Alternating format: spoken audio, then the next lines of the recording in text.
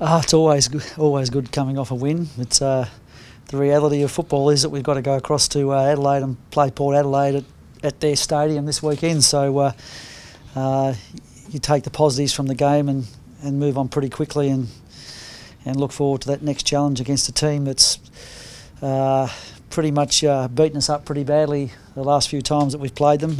Earlier this season, one of those, probably our worst performance of the year. So it's probably another great opportunity for us to show some improvement against a team that's proven to be hard to beat for us for a while.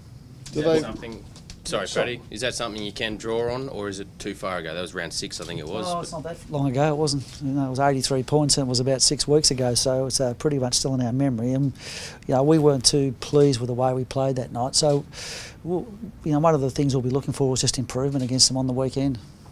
What did you see on the weekend that makes you believe that your way is sort of sinking in, that it's coming around? It's our way, not my way, but it's our way.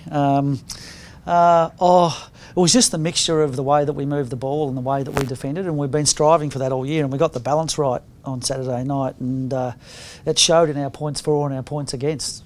I think I mentioned to you last week, Michael, that if we could fix our ball moving up, our defence would improve, and that's what happened last week. So we'll be trying to do that again. It's a little bit harder over there. The oval's a bit narrower, and obviously Port will be very fired up after their loss last week, and they try and make that stadium a cauldron, and we're aware of that. Really, to be honest, Port are probably the games that we've played this year, the opposition we've played this year, and there's some good teams that we haven't really played yet, but Port Adelaide's been the best team that we've played against this year, so it's going to be a good challenge for us. Have you got a key to breaking them down then? Probably keep that to ourselves. We'll have to play very well to beat them over there.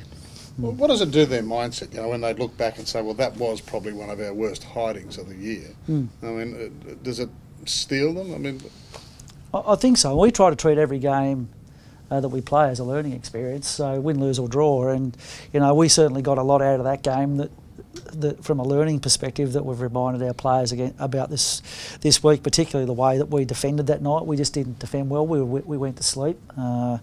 They started really well, which I think got us off guard a little bit. Our young team got a little bit panicky after that, and we made a lot of mistakes. So lots to learn. How much better are you then in that 6 weeks since? We'll find out on Saturday night. It's hard to say. I think we'll get a lot of confidence from what we did on Saturday night, and there'll be some belief there. And it was just great to see after the game, all the staff, the players, all the administration of the footy club just enjoying a victory and probably having a little bit of a view into the future and what we're capable of. Yeah, I said that to Harris the other day. I mean, nothing beats a kill, does it?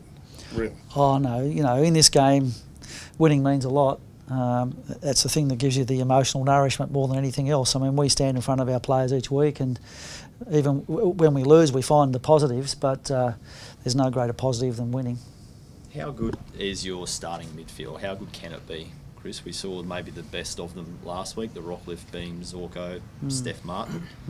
How good is that part of the ground for you, and how much better can it get, do you think? It's strong for us. I mean, that's the first time all 4 of those guys have played together for about 5 weeks. We've had Beams, because Beamsy was out for a few weeks, and then Rocky. The pleasing part about our midfield last week was Berry, Matheson and McCluggage and the depth that they added, Cutler on the wing.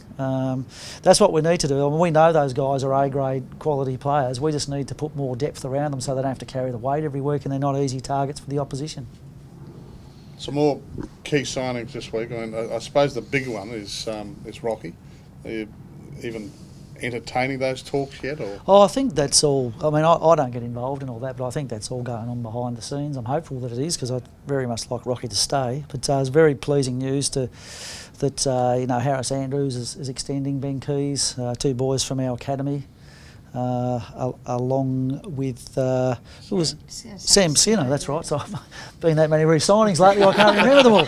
But Sammy Skinner, so that's terrific news. The Shaki one obviously last week was a pivotal one for us, and hopefully his decisions change the tide somewhat, and these boys can see the future, and they want to stay here and be a part of it. You've been at pains this year to say how good Rocky's been and what a great influence he's been. That's something you've continued to see him over the season? Yeah, I haven't been at pains to say it, mate. I actually believe that to be the case. The evidence of the way he conducts himself around the footy club, you can only arrive at that conclusion. He's a credit to himself. And, last week, his shoulder wasn't quite right. It is this week, but he went out and played anyway because he values every game that he plays for the club. We might see better this week, don't He was all right last week, mate. He had 27 and 5 clearances. So, That's really good. yeah.